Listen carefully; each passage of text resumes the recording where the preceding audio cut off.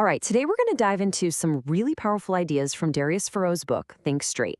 We're going to explore this one core concept that you can actually train your mind to go from a state of, total chaos to one of absolute crystal clarity. Okay, let's just jump right in. This tangled up scribble you're looking at, it's more than just a drawing.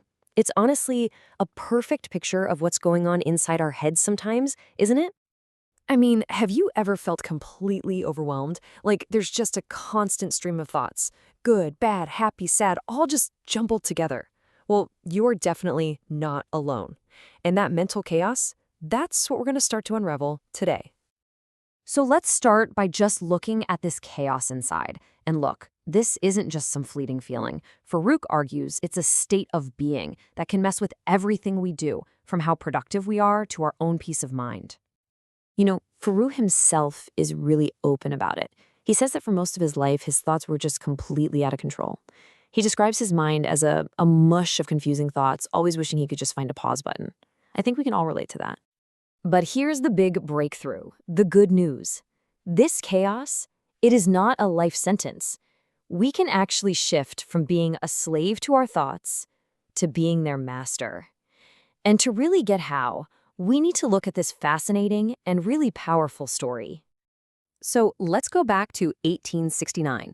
You've got this young guy, William James, and he is in a really dark place. I mean, he was depressed, having panic attacks, and he felt like his condition was biological, something he just couldn't fix.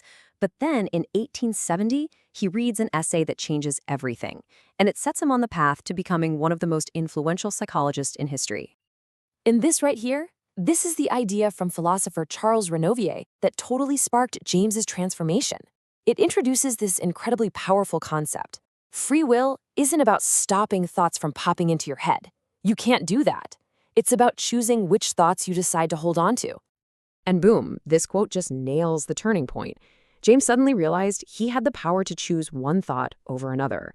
And with that one simple but profound decision to believe in his own power, he started to steer the course of his own mind. So this image, this becomes our roadmap. It shows the journey from that chaotic scribble on the left to that single clear line on the right. It's all about replacing the worry, the stress, the confusion with one straight thought that has a useful purpose. Okay, but how do we actually make that journey? Well, it all starts by learning to sort our thoughts. We have to learn how to tell the difference between what's actually useful and what's just, well, noise. This is what Farouk calls a preoccupied mind. It's just filled with what he calls useless thinking, worrying about failure, stressing about what other people think, asking those endless what-if questions. Sound familiar? So here is the absolute key distinction. Useless thoughts are the ones that serve no practical purpose. They just spin around and around in circles. But useful thoughts, they're active. They're about actually solving a problem or understanding something that you can apply to your life.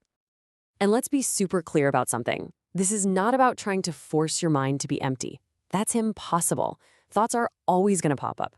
The real power comes from seeing a useless thought, acknowledging it, and then consciously choosing not to follow it down that rabbit hole. You decide what gets your attention. Okay, so we get the goal now, right? It's time to get practical. Let's dig into a simple toolkit for actually training your mind to do this. So we've got 3 simple, actionable steps you can start using, like today. Number 1, filter your thoughts. 2, take your time. And 3, draw your thoughts. Let's break them down. First up, filtering. See, our brains love to take shortcuts, but a lot of the time they lead to bad decisions. So instead, we can apply what's called a pragmatic filter. When you're faced with a decision, just ask yourself this one simple question. Will the outcome of this actually change the way I live? This is such a great weapon against that chaotic, preoccupied mind because it just immediately cuts through all the noise of what could matter and zeroes right in on what does.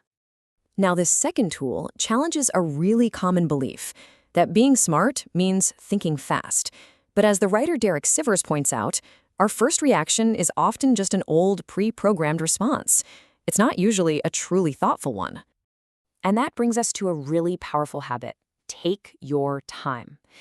It is totally okay to say, you know what, I don't know, or let me think about that. Rushing leads to impulsive decisions, but slowing down, even just for a day, lets you make way better, more informed choices. It's another way to break that cycle of useless reactive thinking and intentionally shift into that useful problem-solving mode. All right, our final tool is visual thinking. So on the left, you see the detailed genius of Leonardo da Vinci. He absolutely thought visually. And on the right, you see the super simple but powerful drawing that inspired this whole framework. The point is, you don't have to be a great artist to use this. Not at all. And this is why it works so well. When you try to draw an idea, you actually force yourself to simplify it. This is so effective against mental chaos because you can't really draw a jumble of abstract worries. You have to find the core concept. It just helps you see the whole idea with so much more clarity. In fact, that little chaos to clarity drawing, it was just created to visualize an idea, and it ended up becoming a whole book. So let's bring all of this together.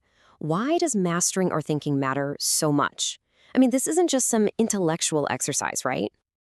You know, the writer Ralph Waldo Emerson put it perfectly. The thoughts you choose to focus on, they don't just stay in your head. They literally shape your perceptions, your actions, and ultimately, the reality you experience every single day. And that, right there, is the most empowering message of all. This journey from chaos to clarity, it isn't just possible, it's a choice you can make.